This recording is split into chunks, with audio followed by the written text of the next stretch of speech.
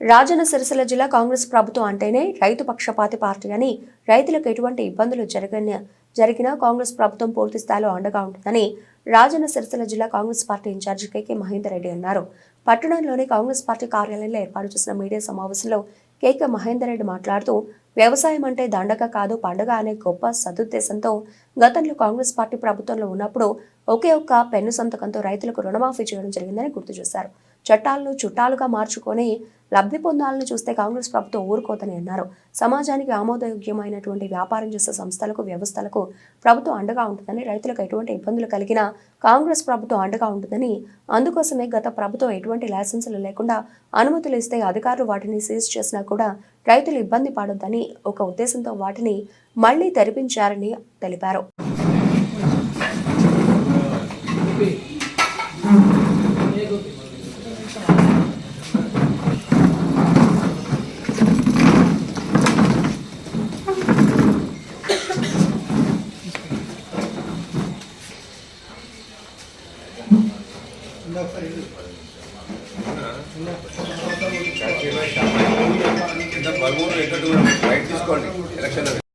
కొన్ని వ్యవస్థలు, కొన్ని సంస్థలు గత ప్రభుత్వంలో ఇష్టారాజ్యంగా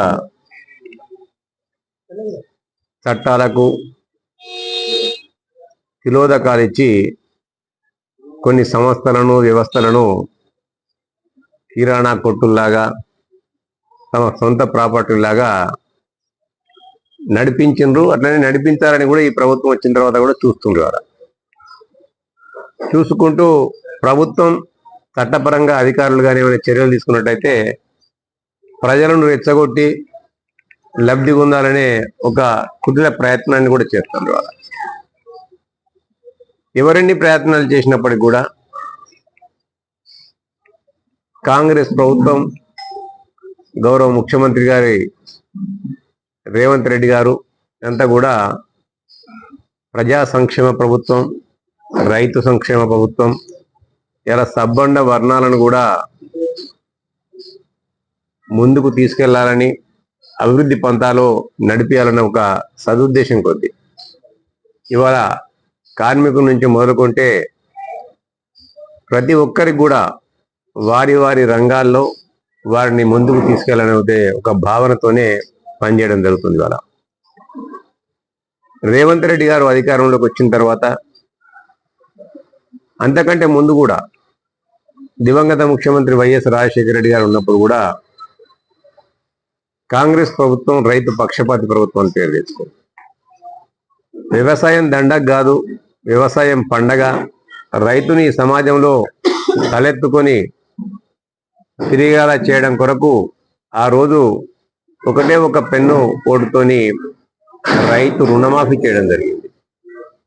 పండించిన పంటకు గిట్టుబాటు ధరతో పాటు ఇవాళ అనేకంగా పండించిన పంటను కొనడానికి, ఐకేపీ సెంటర్ల ద్వారా కొనడానికి కూడా అనేకమైన ప్రయత్నాలు చేసి ఇవాళ ఐకేపీ సెంటర్ దళారుల చేతుల్లో మోసపోకూడదని చెప్పి ఐకేపీ సెంటర్లు ఓపెన్ చేసిన ఘనత కూడా కాంగ్రెస్ ప్రభుత్వానికే దక్కింది.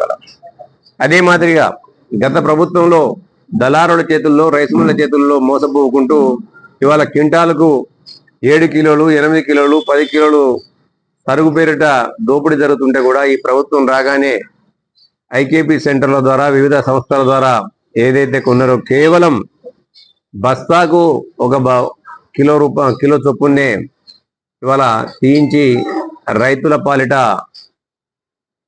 ఒక సంక్షేమ పథకాన్ని తీసుకొచ్చిన ఘనత కూడా ఈ ప్రభుత్వానికి దక్కింది. ఇవాళ దాంతో పాటు రైతులకు ఏకకాలంలో 2 లక్షల రుణమాఫీ చేయడం జరిగింది. అలా అతివృష్టి, అనావృష్టి వల్ల నష్టపోయిన రైతులకు ఎకరాకు 10,000 రూపాయల చొప్పున నష్ట పరిహారాన్ని కూడా ఇవ్వడం జరిగింది. అలా రైతు భరోసాను కూడా పెంచి ఎకరాకు 1000 రూపాయల చొప్పున పెంచి ఇలా రైతు భరోసాను కూడా రైతుల ఖాతాల్లో వేయడం జరిగింది. అంతేకాకుండా గత ప్రభుత్వ హయాంలో రైతులకు కావలసిన పనిముట్లపైన సబ్సిడీని రద్దు చేసి ఎక్కడికక్కడ రైతుల పాలిట రాక్షసంగా ప్రవర్తించిన ప్రభుత్వం అయితే, ఈ ప్రభుత్వం అధికారంలోకి రాగానే ఇవాళ పనిముట్ల పైన మళ్ళీ సబ్సిడీ తీసుకొచ్చి రైతులకు అండగా ఉండే ప్రయత్నం చేస్తుంది. ఆ వ్యవస్థలు ఇవాళ రైతుల పాలిట, ఇవాళ పాడి రైతుల పాలిట కూడా గత ప్రభుత్వం అనేకమైన హామీలు ఇచ్చినప్పటికి కూడా ఏ ఒక్క హామీని కూడా నెలకొల్చిన పాపాన పోలేయాల. ప్రభుత్వంలో ఉన్న పాడి పరిశ్రమను దెబ్బతీసి ప్రైవేట్లను ప్రోత్సహించే రకంగా ఆ ప్రభుత్వం ప్రయత్నం చేసింది.